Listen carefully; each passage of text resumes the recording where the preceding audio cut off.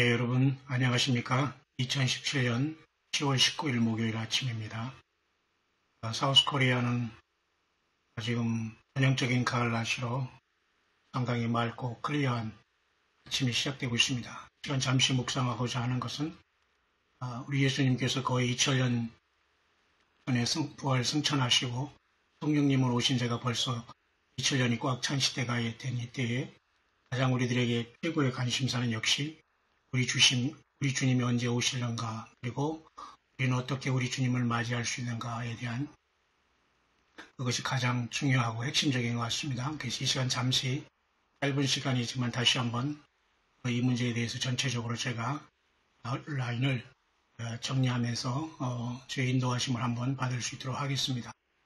에베소 6장입니다. 정말로 너희가 주 안에서와 그 힘의 능력으로 강건하여지고 마귀의 괴계를 능히 대적하기 위하여 하나님의 전신갑주를 입으라.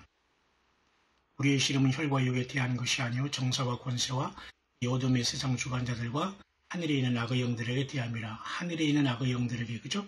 우리는 지금 세상에서 사람과 사람에 대해서 싸우고 사람을 굴복시키고 사람을 중삭모략하는 일이 우리가 거기다 임벌보되면은 우리는 여전히 주님을 맞을 준비는 요원한 것입니다. 우리의 싸움은 혈과 육에 대한 것이 아니고 하늘에 있는 악의 영들에 대함인데 우리 스스로는 이것을 이겨나갈 수가 없어요. 그래서 마귀의 괴계를 능히 대적하기 위해서 하나님이 전신갑주를 입으라고 하는데 그 내용이 밑에 이렇게 진리로 허리띠를 띠고 의의 흉배를 붙이고 이렇게 쭉 나와 있지 않습니까? 그래서 저는 이 시간 이 문제를 요한계시록 12장에 가서 12장과 7장과 6장과 8장 이 부분을 가지고 저와 여러분들이 지금 어느 정도의 경점에 와 있는가를 다시 한번 점검할 수 있도록 하겠습니다. 요한계시록 12장은 한 여자아이가 장차 철장으로 만국을 다스릴 남자를 낳는 시간이 이제 오는데요. 요한계시록 12장 4절과 12장 5절의 사이에 우리는 도달해 있다라고 다시 한번 볼 수가 있습니다. 성경에는 많은 부분이 이와 같은 시점을 하나님께서 우리들에게 계시해 주고 있는데요. 그 중에 하나가 이렇게 요한계시록 12장 4, 5절에 4절과 5절 사이 우리는 위치해 있다고 보면 됩니다. 그 꼬리가 하늘별 3분의 1을 끌어다가 땅에 던지더라. 용이 해산하려는 여자 앞에서 그가 해산하면 그 아이를 삼키고자 하더니라는 이 사건이 일어남과 거의 동시에 그 여자가 아들을 낳고 하나님 아빠 보좌 앞으로 스로놈이라는 하나님의 보좌 앞으로 이제 몰려가게 되는 겁니다. 강제로 구출되어 나가게 되는 거죠. 그죠? 이런 것들은 우리가 어느 정도 지금 영적인 심각한 우리가 전쟁에 와 있고요. 이 여자가 아이를 비어 해산하게 되면 아파서 애써 부르짖는 시간이라고 지금 여전히 이것은 계속된다고 볼 수가 있습니다. 비록 우리가 9월 21일 날 이렇게 해서 유대인의 납발절이 시작됐지 않습니까? 그 다음에 23일 하늘의 징조가 일어났지 않습니까? 그 다음에 9월 30일 날 그 다음에 속죄일이 지나지 않습니까? 그 다음에 10월 5일 초막절이 지나서 이제는 이 13일, 지난주 13일까지 그죠? 셰미니 에즈레츠라는 8일간의 초막절이 모든 셀레브레이션이 다 마쳐지지 않았습니까? 그런데도 우리 주님은 우리에게 휴거를 명하지는 않았지만 우리는 하나님의 시간은 깊숙이 와 있고 반복되지만 우리는 굉장히 정결하게 우리는 연단하고 단련돼서 주님 앞에 더욱 가까이 영적으로 가 있다는 것을 알 수가 있습니다. 그래서 이 모든 가을 절기는 완성됐지만 하나님은 이렇게 모든 시간표를 통해서 우리에게 준비하라고 보여주시지만 하나님이 명하시는 카이로스의 시간은 분명히 남아있다는 것이고 동시에 9월 23일 날 이와 같이 하늘에 사인이 있다고 해서 이것이 이때에 그 처녀 자리에서 목성이 나옴으로써 바로 이제 출산한다 해가지고 바로 12장 5절에 이걸 적용했거든요. 그래서 많은 사람들이 이걸 와치하고 있었어요. 왜냐하면 하늘의 그 사인들이 어느 정도 모든 사람이 일치하고 스텔라리온이라는 그 별자리 프로그램을 통해서 세계의 모든 사람들, 한국 사람은 제외하고요. 죄송하지만 우리 한국 사람 중에 이렇게 연구한 사람은 없습니다. 거의 다 미국 사람이 하는 걸 보고 하거나 조금 본따와서 이 정도죠. 좀 안타깝게 그지없습니다. 우리 사우스코리아는 너무도 영적으로 지금 잠자고 깨어있는 사람이 거의 없다고 보면 됩니다. 소수로 주께서 숨겨놓은 여러분과 같은 소수 외에는 정말 심각한 지경에 와 있다는 것은 두말할 나위가 없는데요.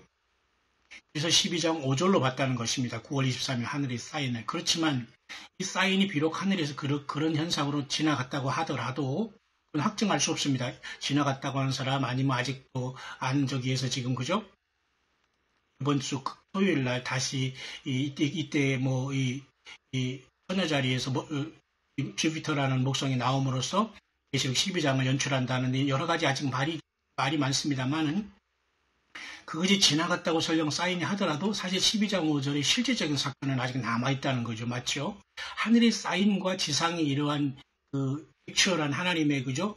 명하심과 어떤 들림의 명하심과 주께서 호령하신 그 시간과는 반드시 일치하지 않을 수 있다는 겁니다. 안 해도 되고요. 왜냐하면 사인을 주시는 것은 그 본질이 오기 전에 어느 정도 그 가까운 시간 안에 우리에게 그걸 준비하라, 예비하라, 프리피어하라, 그죠? 그 말을 준비를 해라, 온전해지라, 그런 게 중요한 거거든요.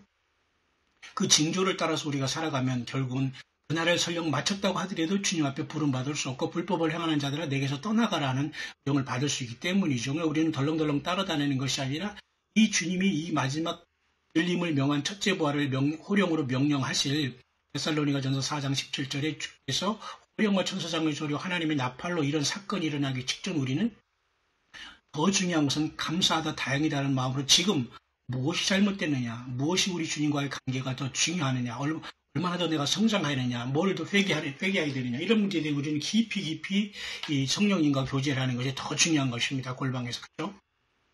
그렇기 때문에 결국은 계시록 12장 4, 5절의 이 사건은 아무리 9월 23일에 하늘의 사인이 나타났냐 안 나타났냐 하더라도 결국은 그 사인이 설령 나타났다고 하더라도 이 본질적인 사건은 아직 남아있다는 겁니다. 그렇기 때문에 징조가 안 일어나서 이 사건이 안 일어난 게 아니지만 징조가 일어났어도 이 사건을 하나님께서 감추던 시간이 올 수도 있다는 겁니다. 그래서 어떤 사람은 어제 제가 말씀드렸지만 이번 토요일 21일부터 한 달 늦은 9월 20일이 아니라 10월 20일부터 이때가 나팔절, 그 다음에 10일 후인 30일 이때가 이제 그 속죄절, 그 다음에 이제 4일 이때가 이제 또 11월 4일 이때가 초막절, 이렇게 한 달 연기된 걸로 보면서 굉장히 사실은 오늘부터 또 중요한 시간을 봅니다. 그렇기 때문에 맨날 오늘이라고 하면서 우리가 식상할 필요가 전혀 없습니다. 2000년 동안 하나님의 역사가 마무리되려고 하는데 우리가 몇 날, 며칠, 몇 년을 기다렸다고 이런 문제에 대해서 우리가 힘들어하고 말이죠. 그 짜증내고 말이죠. 이런 건 있을 수 없는 얘기입니다.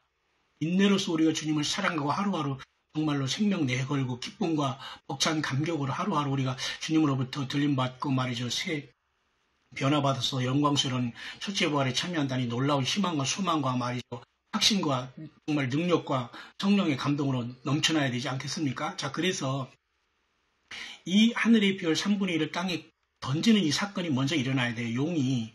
왜냐하면 이 용이 이제 발악을 하는 사건이 공중에서 일어나거든요. 아까 뭐 서두에 말씀드렸지만 우리가 하늘에 있는 악의 영들에 대한 싸움인데 가장 먼저 1차적으로 이자가 대표하는 것이 이 혈장으로 만국을 다스릴 남자가 하늘로 보좌 앞으로 올라가는 겁니다. 이 사건은 벌써 초실절에 예수님께서 첫 열매로 머리로서 먼저 우리가 부활 승천하신 예수님이 1등으로 그 길을 가셨습니다. 그러나 그 머리와 합치기 위해서 주님의 몸된 교회가 이제 주님과 합치기 위해서 올라가는 사건이 2000년 동안 성령님을 통해서 이 교회가 이제 완전히 잉태되면서 이제 해산하면서 혈장으로 다스릴 남자로서 이제 하나님 보좌 앞으로 올라가는 이 사건이거든요. 그래서 여러분 많은 사람들이 지금 하늘의 징조를 보고 있고 그랬는데요. 그것 중에 가장 중요한 여러 가지 성경적인 것을 보면 아까 제가 말씀드렸지만 계시록에서 오늘은 묵상을 마칠 것입니다. 6장을 한번 가보겠습니다.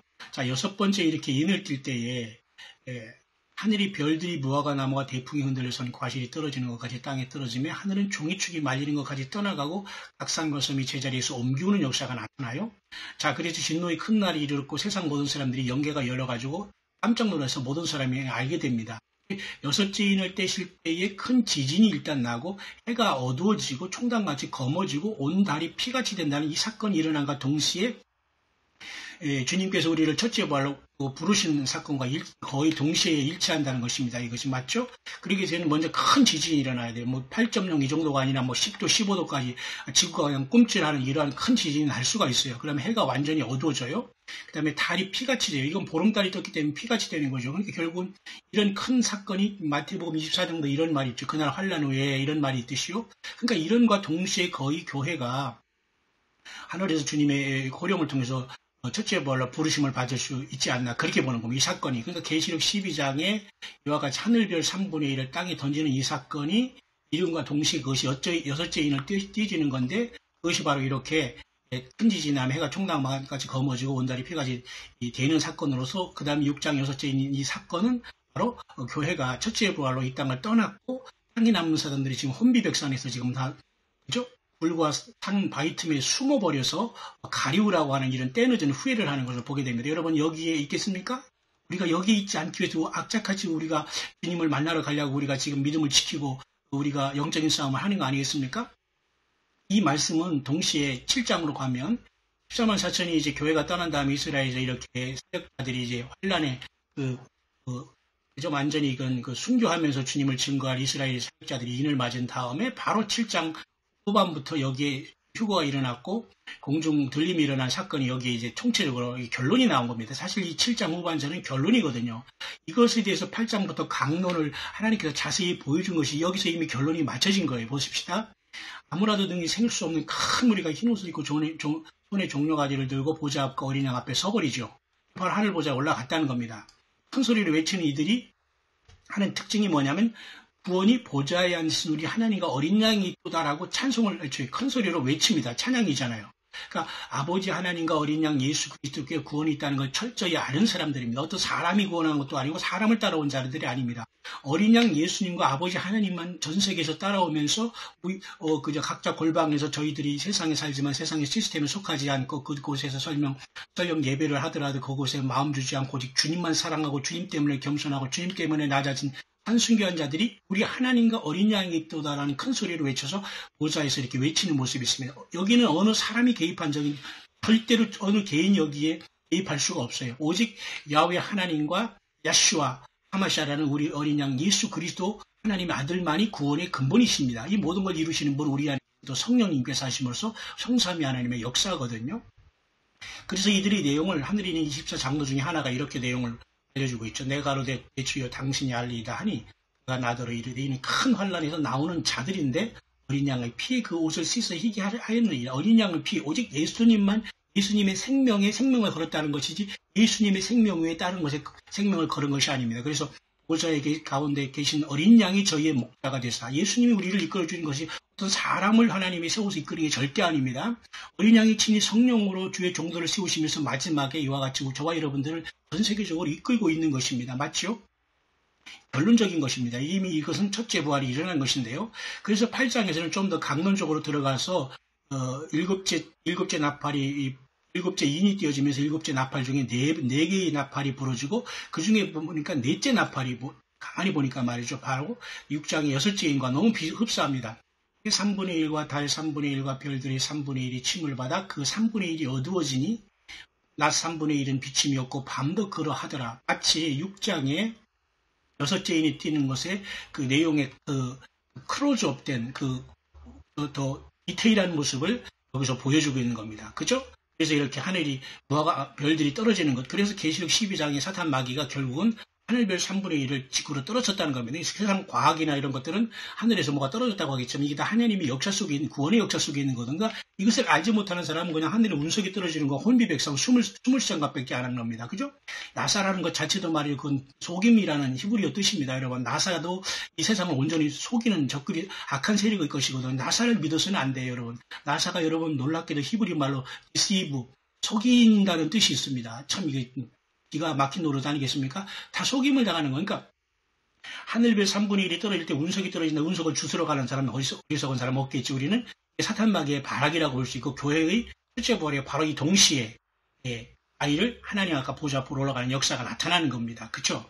그렇기 때문에 이렇게 계시록 6장과 7장과 8장과 그 다음에 12장까지 이 사건은 거의 연동되는 사건으로 볼 수가 있는 것입니다. 그래서 저와 여러분들이 지금 10월 19일을 지나고 있지 않습니까? 어떤 사람은 그래서 올해 가을절기 한 달 연기돼서 20일부터 보는 사람도 있고 이런 것도 있습니다. 이게 크게 중요한 건 아니지만 어쨌든 영어권에서도 굉장히 심각하게 오늘부터 이렇게 나팔절이 이렇게 올 수도 있다라고 보면서 하루하루 주님을 기다리면서 절대 포기하지 않고 에브리데이 누가 뭐라고 조롱을 하고 욕을 하고 외면하고 하더라도 끝까지 어린 양 예수님을 따라가는 종들이 영어권에서 너무도 많이 있습니다.